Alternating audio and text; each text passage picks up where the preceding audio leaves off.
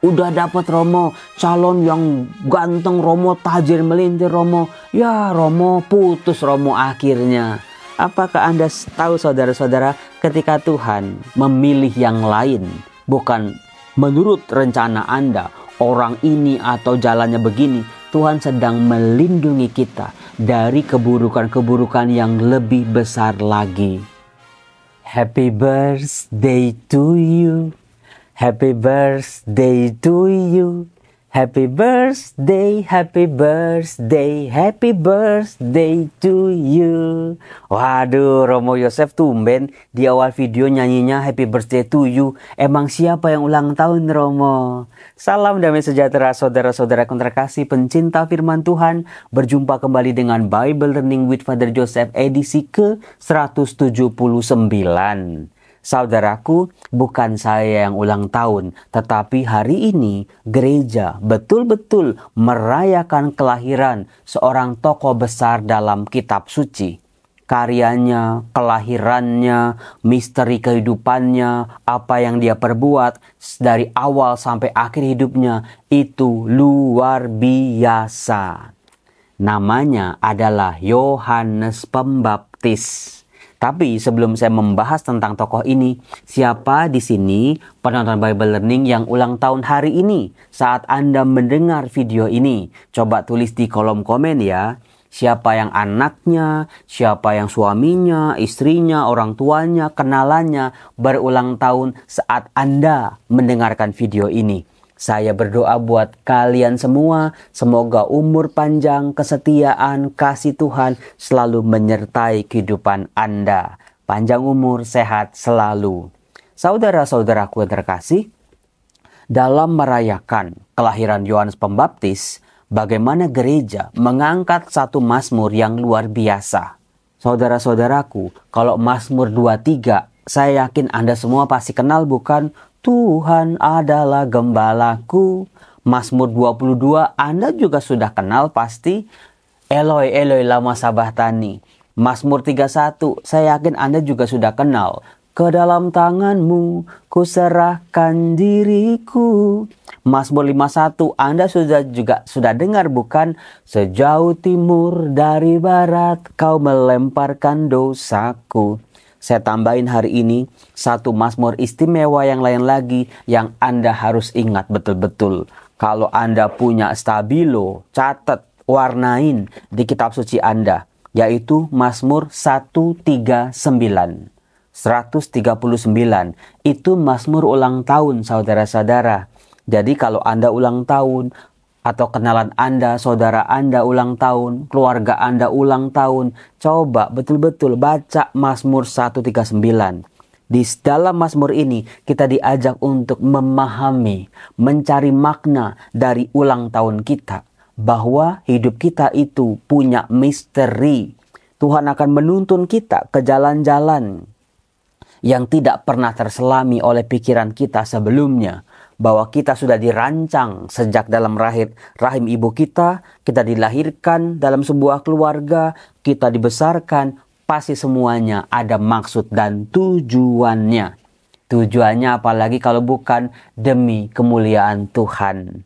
Nah, saudara-saudaraku, Mazmur 139 mengajak kita untuk bersyukur. Karena Mazmur itu berkata, aku bersyukur kepadamu oleh karena misteri kejadianku, atau bisa misteri kelahiranku.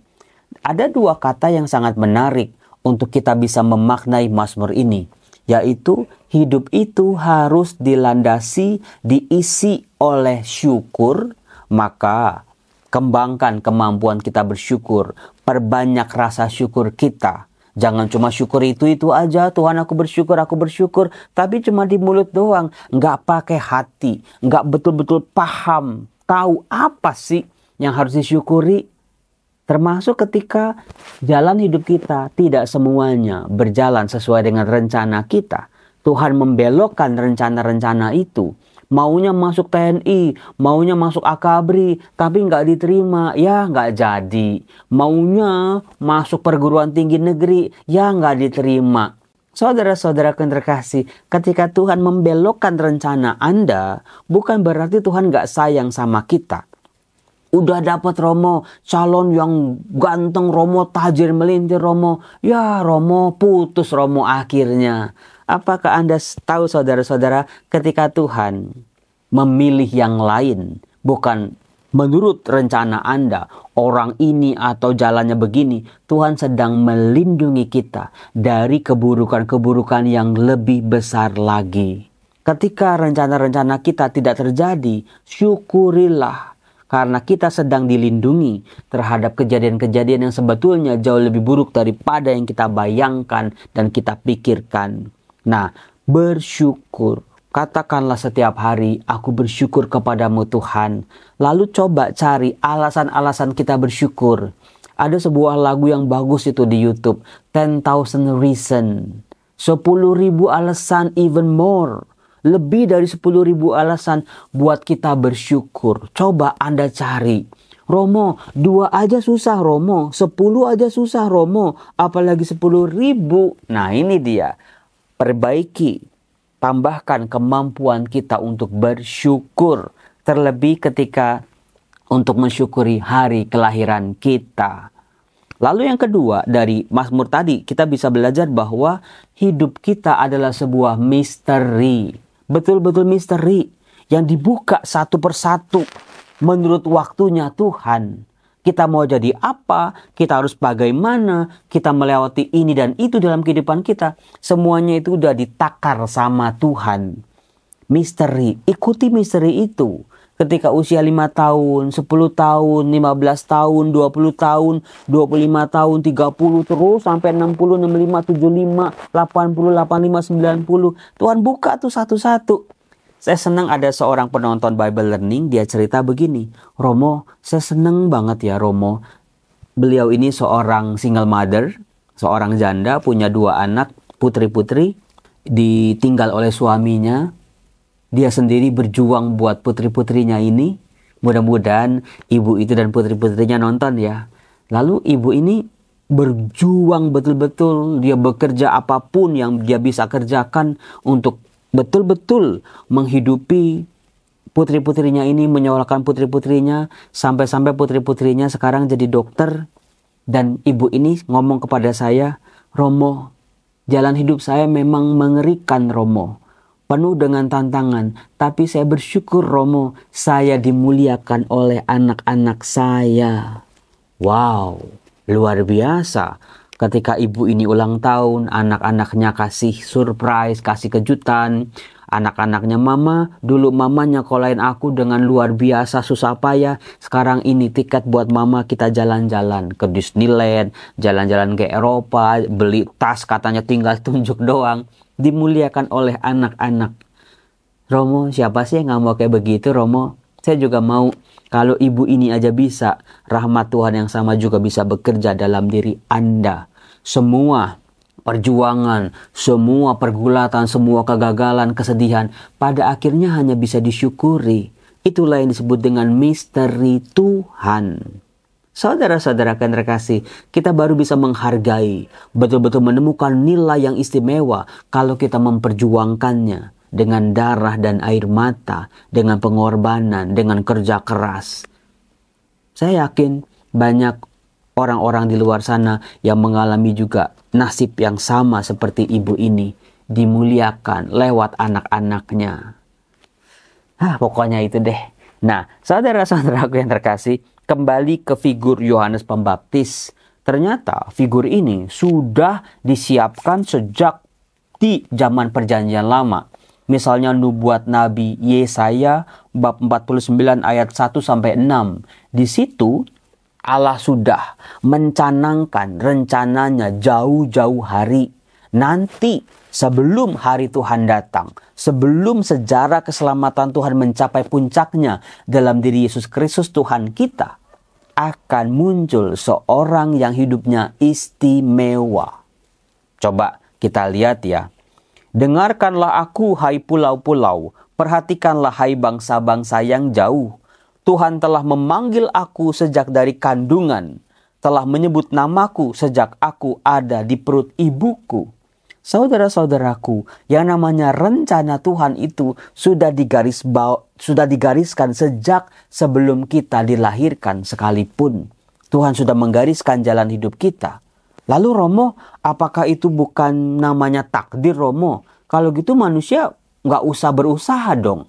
Kalau gitu manusia ngapain berdoa kalau semuanya sudah ditakdirkan oleh Tuhan? Pertanyaannya kan kayak gitu. Ya udah, tidur aja tiap hari, Romo. Ntar juga namanya takdir ya akan datang sendiri. Kayak jodoh. Jodoh kan takdir, Romo. Nggak usah dicari-cari lah. Kayak mama saya tuh berisik banget, bawel banget. Ngingetin terus. Udah diem aja, namanya takdir juga ntar datang sendiri tiba-tiba. Saudara-saudara yang terkasih, takdir itu bahkan bisa jadi takdir Anda adalah melalui jalan-jalan, melalui usaha, melalui doa-doa Anda juga. Disitulah garis sejarah keselamatan Tuhan buat kita baru bisa kita capai.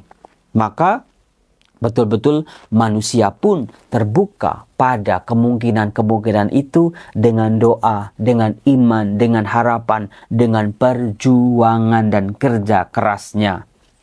Ia telah membuat mulutku sebagai pedang yang tajam, membuat aku berlindung di dalam naungan tangannya. Coba mulai ayat ini ya, Anda perhatikan apa-apa saja yang diperbuat Tuhan untuk orang-orang pilihannya. Ia telah membuat aku menjadi anak panah yang runcing, menyembunyikan aku dalam tabung panahnya. Ayat ini, kalimat ini dari dulu nggak pernah saya pahami. Apa sih maksudnya? Aku seperti anak panah yang runcing, aku disembunyikannya, diamankannya dalam tabung panahnya. Saya baru menyadari ketika saya mengenal namanya tradisi Timur Tengah kuno. Ketika mereka belum menemukan senjata-senjata yang canggih untuk berburu, tetapi betul-betul mengandalkan senjata yang namanya anak panah.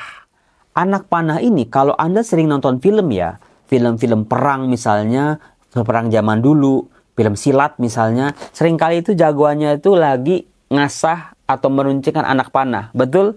Betul, Romo. Nah, anak panah ini, itu jumlahnya di dalam sebuah tabung itu nggak banyak. Nggak mungkin sampai 100, 200 gitu ya. Kan kalau tabung panahnya sampai 200 ya keberatan. Paling 7, paling 10 maksimal. Nah, anak panah ini adalah senjata. Bukan sekedar senjata, tapi nyawa dari si pemanah, saudara-saudaraku. Sebab apa? Dia tidak tahu berapa banyak musuh-musuh yang akan dihadapinya kelak. Atau binatang buas yang seperti apa yang akan dihadapinya. Bisa jadi lebih sedikit dari anak panahnya. Kalau musuhnya 3 atau binatang buasnya 3, panahnya 10, ya tinggal seret-seret. Itu pun kalau kena semua. Kalau melenceng bagaimana? Maka dari itu saudara-saudara, anak panah ini betul-betul nyawa dari si pemanah. Nah, kalau sudah dipakai, kena ataupun gak kena, anak panah ini akan kehilangan kemampuannya atau ketajamannya. Maka harus diasah lagi, dipertajam lagi. Betul-betul anak panah yang runcing. Senjata yang diandalkan oleh si pemanah. Nah, bagaimana Allah menggunakan simbol ini? Bagaimana orang-orang terpanggilnya, saya dan juga Anda, menjadi anak panah yang runcing. Bukan yang tumpul, yang gak bisa diandalkan.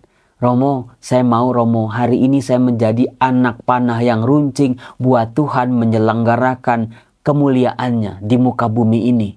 Yang betul-betul gitu, bisa kena sasaran, tepat sasaran. Berarti bulu-bulunya itu harus benar. Kalau bulunya bengkok-bengkok, meskipun setajam mungkin diarahkan, dia akan berbelok ke kiri atau ke kanan. Nah, saudara-saudara yang terkasih, anak panah baru bisa bekerja kalau ada busurnya, kalau ada tali busurnya, dan kalau ada si pemanah yang bisa menembak, membidik dengan tepat.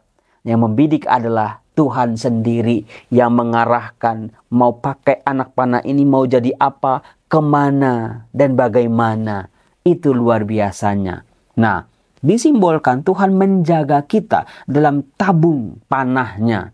supaya nggak karatan, supaya nggak keinjak, supaya nggak patah, supaya bulunya itu tuh yang ada di ujung yang lain itu terawat dengan baik, nggak medret, nggak gepeng-gepeng, sehingga nanti ketika digunakan nggak bisa digunakan. Itu kan luar biasa saudara-saudara. Aku anak panah yang runcing di tangan Tuhanku.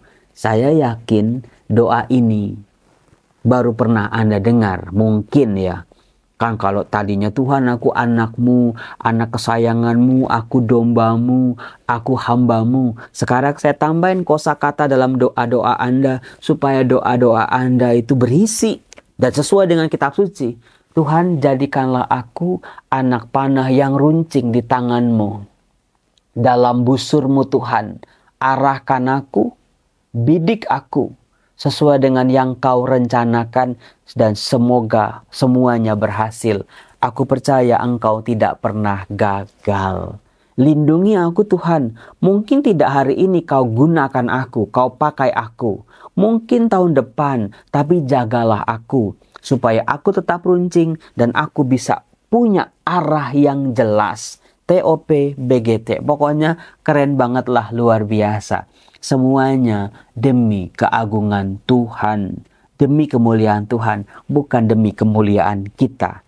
Nah, saudara-saudaraku yang terkasih, lagi-lagi Santo Yohanes Pembaptis ini ya, kita bisa melihat dah.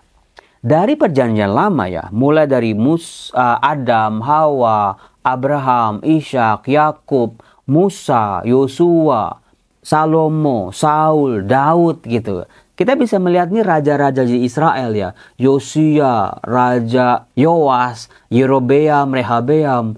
Itu sejarah perjanjian lama. Yudas Makabe termasuk, itu selalu orang-orang diminta untuk menjadi pribadi-pribadi ini menjadi nomor satu, nomor satu, nomor satu. Ya enggak?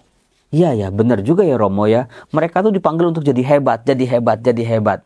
Nah, pola itu betul-betul berubah pada akhirnya melalui satu figur yang namanya Yohanes Pembaptis. Kenapa berubah Romo? Allah merubah rencananya. Ternyata pribadi-pribadi yang tadi saya sebutkan, yang dipanggil menjadi nomor satu, jadi raja, ternyata menghasilkan umat yang keras kepala, umat yang tidak setia, umat yang tidak bisa menjalin relasi dengan Tuhan. Karena jatuh pada masing-masing kesombongannya masing-masing. Nah, bagaimana saudara-saudara, jalan itu berubah di dalam diri Yohanes Pembaptis. Jalannya terbalik, turun jalannya. Betul-betul penundukan diri. Kepada siapa Yohanes Pembaptis tunduk? Kepada Yesus Kristus. Hal itu bisa kita lihat sejak Maria mengunjungi Elizabeth, saudarinya. Bagaimana nih yang lebih tua, yang lebih dulu, yaitu Yohanes Pembaptis, melonjak kegirangan karena kehadiran Maria dan bayi Yesus di dalamnya. Bagaimana kerendahan hati Yohanes Pembaptis, dikatakan untuk membuka kasutnya pun aku tidak layak. Dia tidak menganggap dirinya Mesias, dia hanya membaptis dengan air. Saudara-saudara yang terkasih, luar biasa jalan perendahan diri dimulai dari Yohanes Pembaptis. Nah, jalan inilah yang nanti akan membuka jalan-jalan setelahnya. Petrus kek, Thomas kek, Yakobus kek, Maria Magdalena, sampai nanti Paulus, sama mengikuti jalan yang sudah dibuka oleh Yohanes Pembaptis. Perendahan diri di hadapan Tuhan. Maka kita pun harus mengikuti jalan ini. Jalannya menuju ke bawah. Bukan jalannya menuju ke atas seperti dalam perjanjian lama. Sejak inilah misteri cara Allah menyelamatkan itu berbeda luar biasa. Tetapi saudara-saudara, apakah Anda tahu nanti Tuhan Yesus mengatakan meskipun jalannya turun ya, kok berbeda dengan dunia zaman sekarang. Kalau nggak bisa nomor satu, mendingan nggak jadi apa-apa. Nggak ada orang yang ingat-ingat juara 2. Semua yang diingat adalah juara 1. Tapi di sini geraknya Roh Kudus mengarahkan Yohanes Pembaptis terbalik. Sebuah jalan perendahan diri. Dan nanti saudara-saudaraku, bagaimana Tuhan Yesus berkata, Yohanes Pembaptis dengan jalan perendahan dirinya, dia betul-betul menjadi yang terbesar dalam kerajaan surga. Luar biasa, tokoh ini banyak menginspirasi banyak orang. Mudah-mudahan Anda yang mendengarnya juga terinspirasi. Saya Romo Yosef mau ke kantor lagi. Semoga Tuhan memberkati kehidupan Anda. Romo, di meja Romo ada apa? Ini ada hadiah buat adik-adik yang naik kelas, yang rapotnya bagus, nilai agamanya bagus. Ada 12 rosario, sudah saya siapkan buat adik-adik. Silakan masuk ke dalam Instagram saya @rmjosusanto. Nanti saya undi siapa yang berhak menerima rosario ini. Rosario dari kayu bisa dipakai, jadi cakep lah. Bahannya dari kayu olive. Salam, Tuhan berkati. Selamat liburan buat adik-adik yang sudah libur sekolah. Bye-bye.